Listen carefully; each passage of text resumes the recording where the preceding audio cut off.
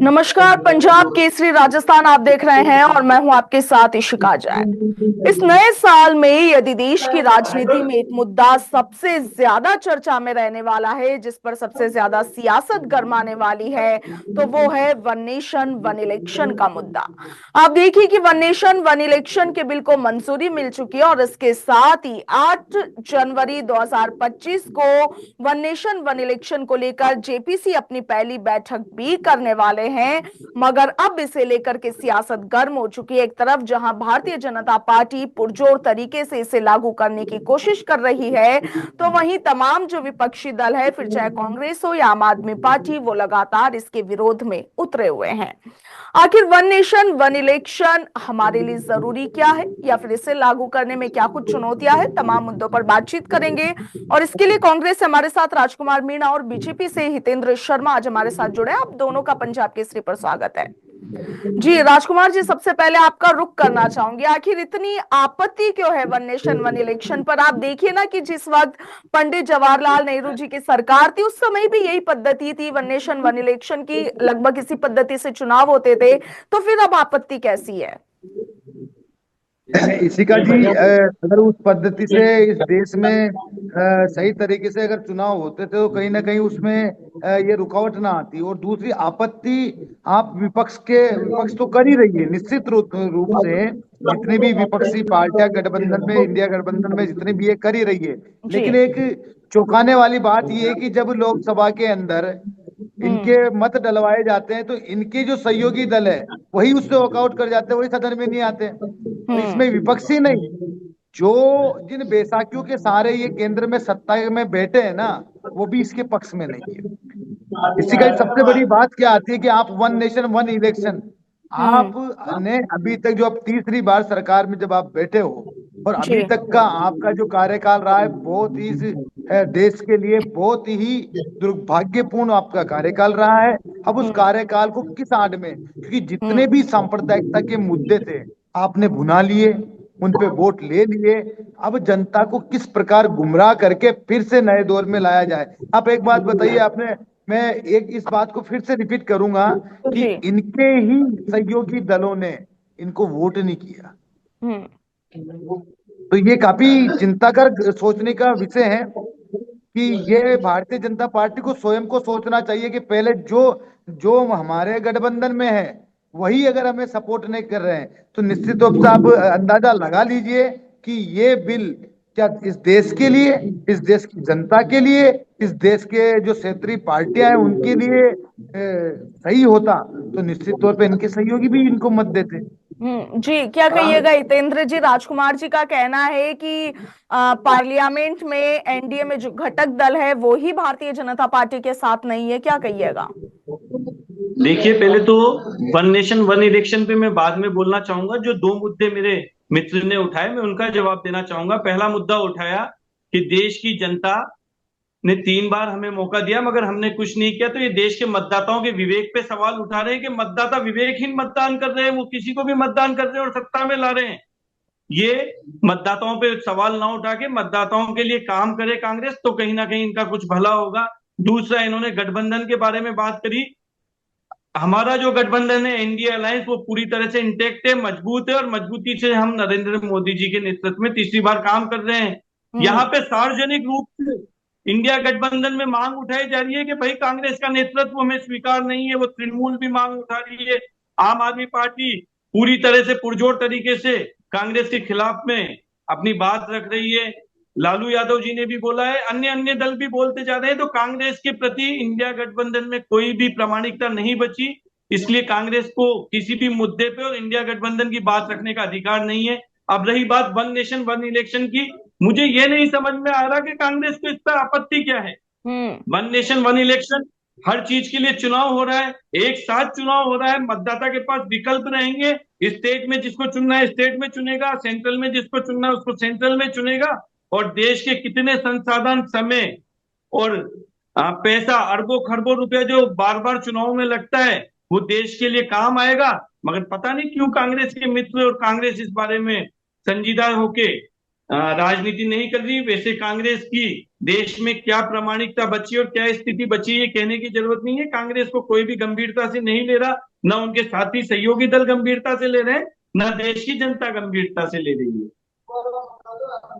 जी, लेकिन हितेंद्र जी एक बात बताइए, one nation one election concept अच्छा है, मगर आप देखिए कि 30-35 सालों से गठबंधन की सरकारें लगातार बनती आई है। अब तक के जो चुनाव हुए हैं, अगर उनमें हमने देखा है तो अगर clear cut majority one nation one election में किसी भी पार्टी को नहीं मिलती है, गठबंधन में सरकार बनती है और फिर बीच में यदि ऐसी कुछ परिस्थितियां बनती है कि सरकार ठीक से नहीं चल पाती, तो ऐसी परिस्थितियों में फिर क्या होगा? देखिए, वन नेशन वन इलेक्शन में ये कहां पे है कि साहब गठबंधन चुनाव नहीं लड़ेंगे? गठबंधन अभी भी चुनाव लड़ रहे हैं, उस समय भी गठबंधन चुनाव लड़ेंगे। जिसको जिस हम्म। गठबंधन में रहना है, जिस तरीके से जिसके साथ मिलकर चुनाव लड़ना है, वो चुनाव लड़ेंगे। चुनाव के पहले भी गठबंधन चुनाव लड़ेंगे, चुनाव के हम्म। बाद भी कई पार्टियां एक दूसरे के साथ जुड़ती है, कई अन्य लोग जुड़ते हैं।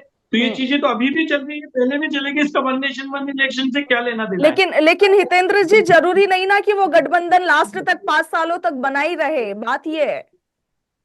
अभी जरूरी है ये चीज। अभी भी अगर किसी को गठबंधन से बाहर जाना देता है तो वो दल बाहर लेकिन जाते हैं। लेकिन इन कोई दल परिस्थितियों में तो गठबंधन में नहीं सरकार है गिरने की नौबत आ तो जाएगी ना हितेंद्र जी। तो ये चीज अगर तो अभी क्लियर भी कट है। मेजोरिटी नहीं मिल पाती है किसी भी परिस्थिति में, तो उन परिस्थितियों में क्या होगा? ये चीज अभी भी लागू है। 145 सीटों के साथ जब मनमोहन सिंह जी पहली बार प्रधानमंत्री बने थे, जहां तक मुझे ध्यान है, कांग्रेस ने गठबंधन बनाया था और 145 सीटों के साथ 5 साल सरकार चल रही थी। तो हम्म। सरकार गठबंधन की पूरी में चलती रही है, अभी भी चलती रहेगी। अभी हम्म। भी जिनको गठबंधन में रहना है वो रहते हैं। कई लोगों को ऐसा रहता है बीच में गठबंधन छोड़ के जाना रहता है, वो जाते हैं, वो जब भी जाएंगे और अभी भी जाते हैं। हम्म। जी जी, राजकुमार जी क्या कहिएगा? आपका रुख करूंगी, क्या कहिएगा आप हितेंद्र जी के बयानों पे? पहले तो मैं हितेंद्र जी को ये बात बताना चाहूंगा कि इंडिया गठबंधन, कांग्रेस पार्टी, उनकी सहयोगी दलों को अपनी बात रखने का अधिकार देने वाले आप कौन होते हो?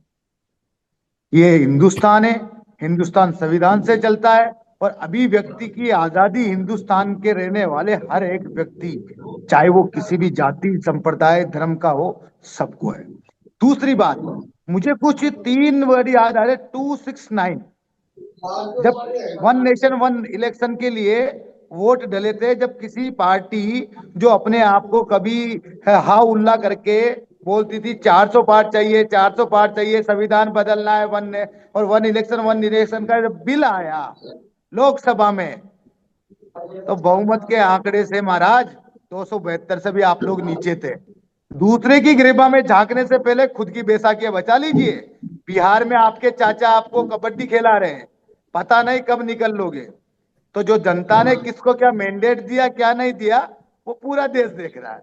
किसी को बताने की जरूरत नहीं है कि 269 में कभी भी इस देश के अंदर सरकारें नहीं चल सकती। तो पहले अपनी सत्ता बचा लीजिए।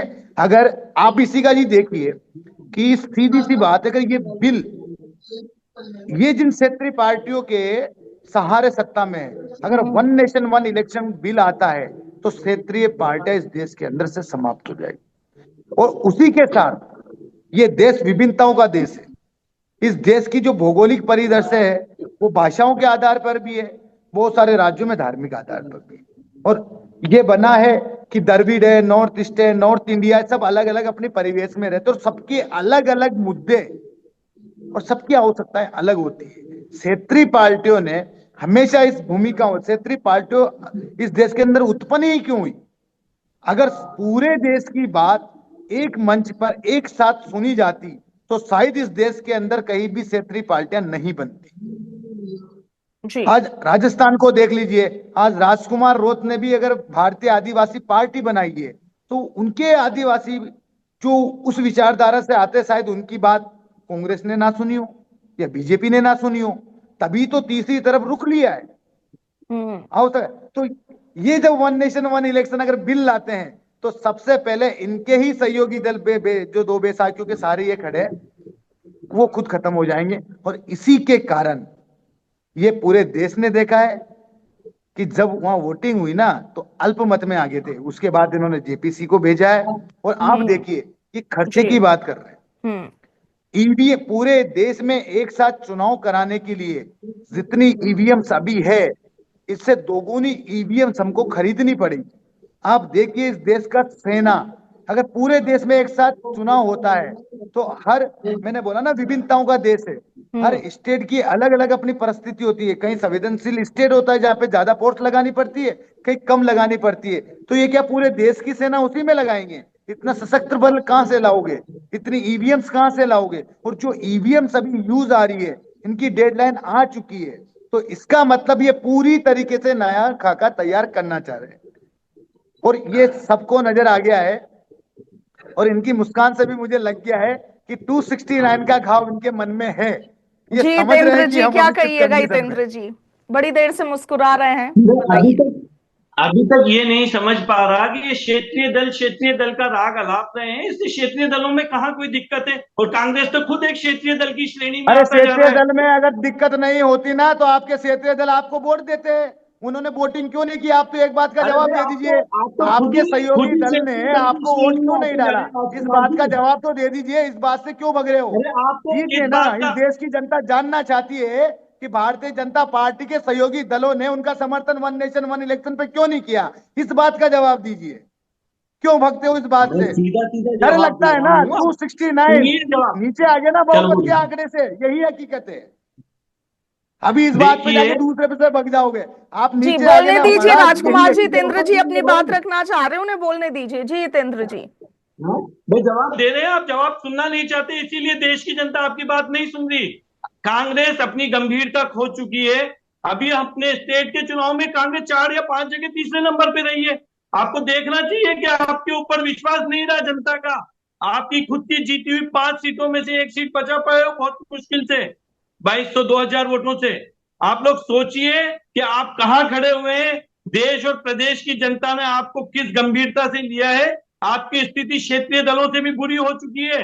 आम आदमी पार्टी को मैं कल सुन रहा था कि कांग्रेस साफ नाथ है, हमसे गलती हो गई कि हमने इनके साथ हाथ मिला लिया था। आपके साथ कोई नहीं रहना चाहता। देश की राजनीति में कांग्रेस एक अस्पर्श पार्टी हो चुकी कि कोई इनको स्पर्श नहीं करना चाहता। और वन नेशन वन इलेक्शन इस देश की जरूरत है।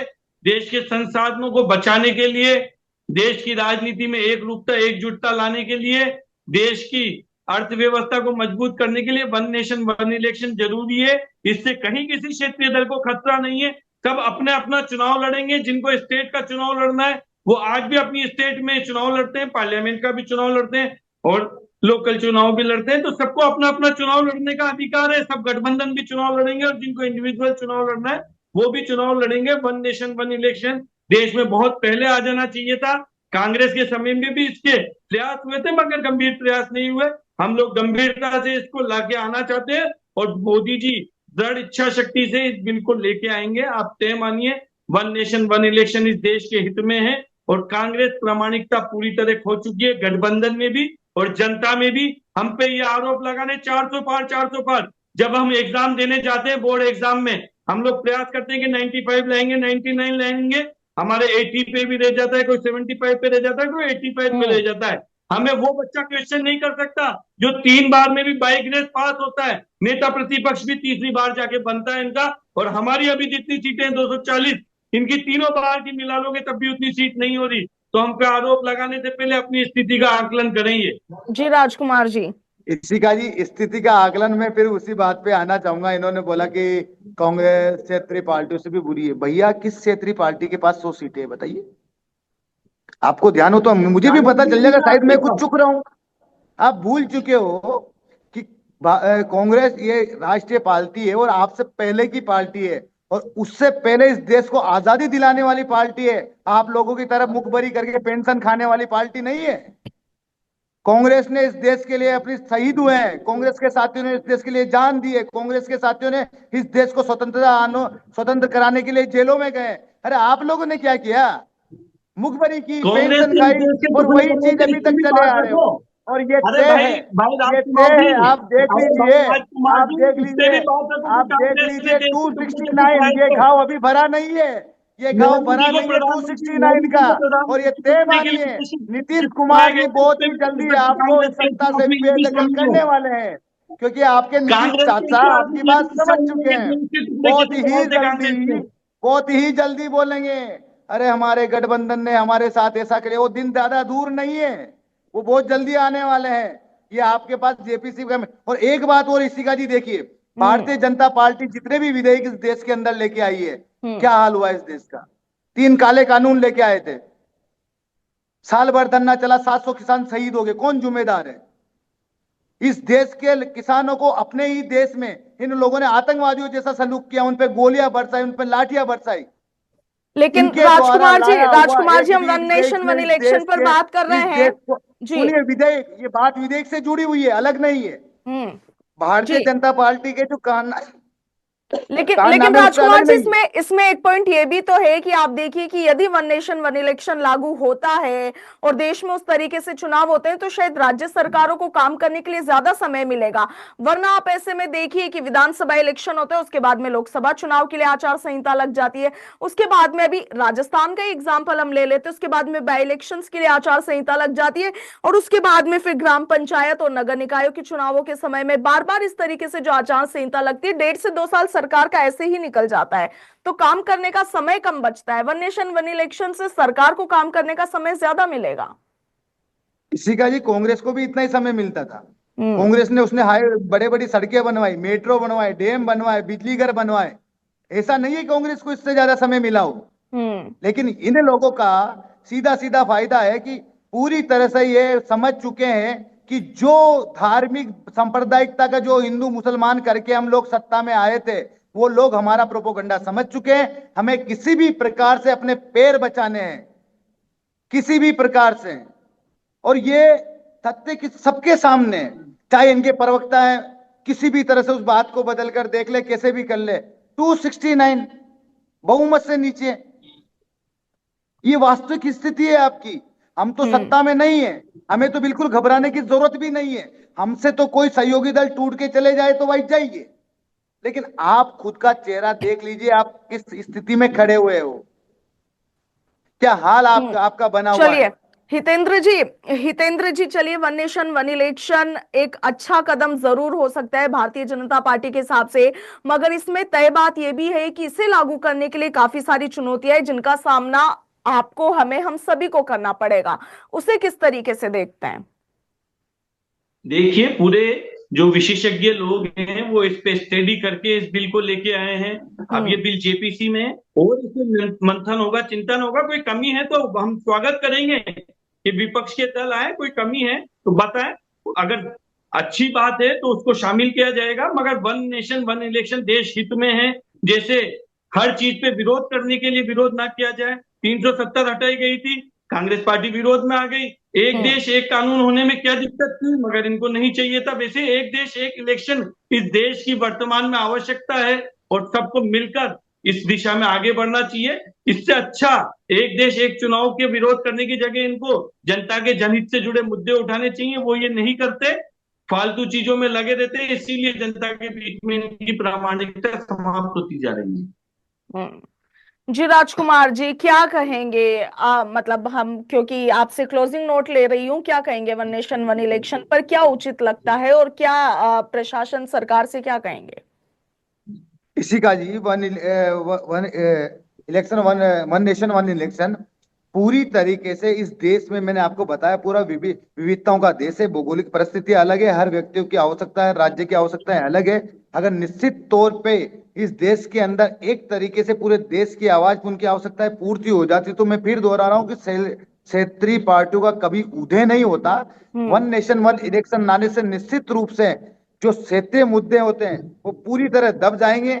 सिर्फ एक मुद्दे पर चुनाव लड़ाया जाएगा, जो ये लोग चाहते ही यही है। इस देश के गरीब लोगों का कभी भी ये उन लोगों को आगे लाना ही नहीं चाहते। ये कदम सीधा सीधा उस तो तरफ है। और निश्चित तौर पे इनका एक जवाब और दे देता हूं कि आम जन के मुद्दे उठाइए महाराज। रोजगार के लिए विपक्षी बोलता है, किसानों की एमएसपी के लिए विपक्षी बोलता है, महिला सुरक्षा के लिए भी विपक्षी बोलता है।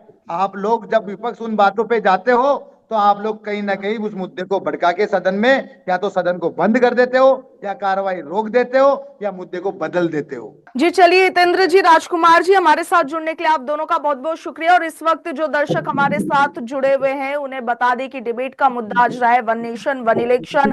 माना जा रहा है कि इस नए साल में एक बड़ा सियासी मुद्दा ये रहने वाला है जिस पर सियासत गर्मा सकती है। आप देखिए कि इस योजना से समय और संसाधनों की बचत तो हो सकती है, मगर इसके साथ ही वन नेशन वन इलेक्शन को लागू करने में कई ऐसी चुनौतियां हैं जिनका सामना सरकार और चुनाव आयोग दोनों को ही करना पड़ेगा। आप देखिए कि चुनाव आयोग को मशीन, पोलिंग बूथ और इनके साथ ही कर्मचारियों की व्यवस्था करनी होगी, और ये तो बहुत छोटी मोटी बात है। इसके अलावा आप देखिए कई कई ऐसी व्यवस्थाएं है जो कि सरकार और जो हमारे विपक्षी दल है और जो चुनाव आयोग है उन्हें मिलकर के इस बिल को लागू करने की या इस व्यवस्था को लागू करने के लिए करनी पड़ेगी। वन नेशन वन इलेक्शन को लेकर आपकी क्या राय है, कमेंट सेक्शन में जरूर लिखिएगा। फिलहाल के लिए इतना ही, नमस्कार।